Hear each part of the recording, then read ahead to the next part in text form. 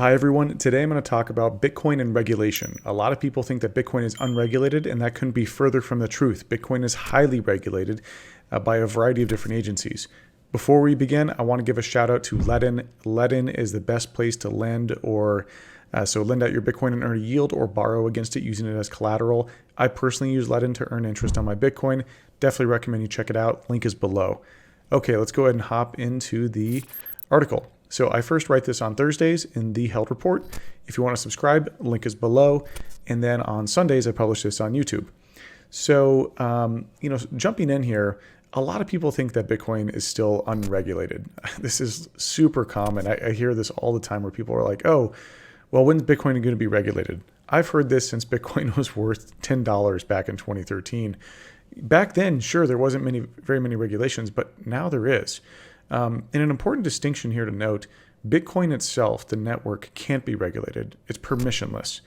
But the on and off ramps in and out of Bitcoin can be regulated.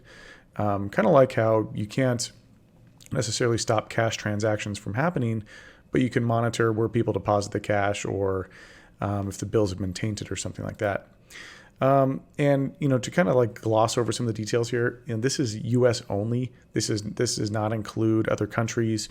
There's a whole, it would take me literally the entire day to read through regulations and how regulations are progressing all across the world.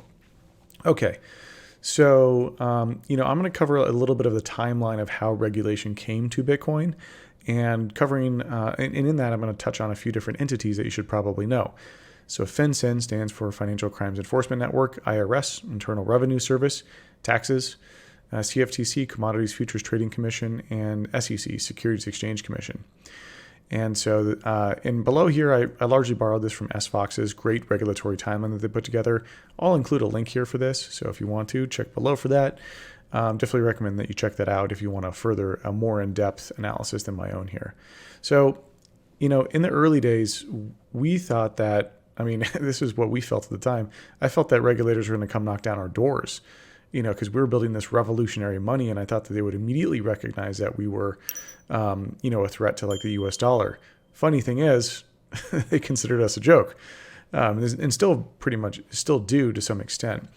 But the first agencies to really dig in here and provide regulatory clarity around Bitcoin was FinCEN.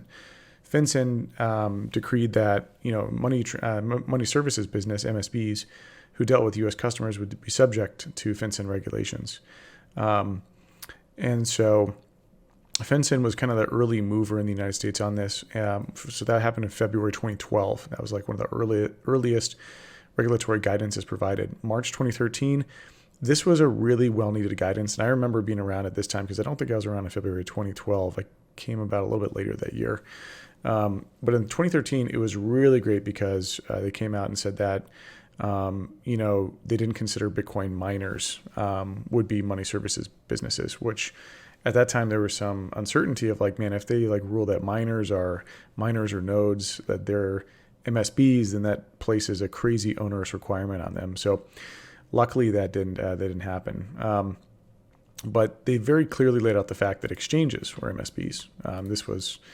This was pretty clear to everyone at the time that like, okay, now exchanges, or if you exchange money for folks, that you'd have to do that. November 13, this was a big deal where they had Bitcoiners come to the Senate and talk about Bitcoin. I remember at the time it was really, really exciting because we're like, whoa, we're talking about Bitcoin in Congress. This is wild. So that was, again, I'm not a huge fan of regulation, but at the same time, this meant that Bitcoin is big. April 2014, that's when the IRS issued guidance around taxing Bitcoin. Before then, it was kind of, we weren't sure if it was taxed as currency or property. And then in 14 as well, FinCEN clarified some of their guidance on MSBs. And then as the regulatory market matured, more and more folks came in. For example, you had like New York come in talking about the BIT license. You had the CME and SIBO come in, and they were able to create Bitcoin futures contracts because CFTC was starting to be open and wanting to work with crypto companies. And then in the SEC, and this is right after the big ICO boom. SEC, I think, really started to step in to give some guidance on on different, what ICOs represented. As most of you know, when you hodl, you don't have to pay taxes. But what if I told you you could hodl and when you eventually sell your Bitcoin, you wouldn't have to pay any taxes? I didn't think it was possible until I discovered Choice IRA. Choice is the best retirement account to set up for Bitcoiners that lets you buy and hold Bitcoin, stocks, whatever you'd like without paying a dime to the government.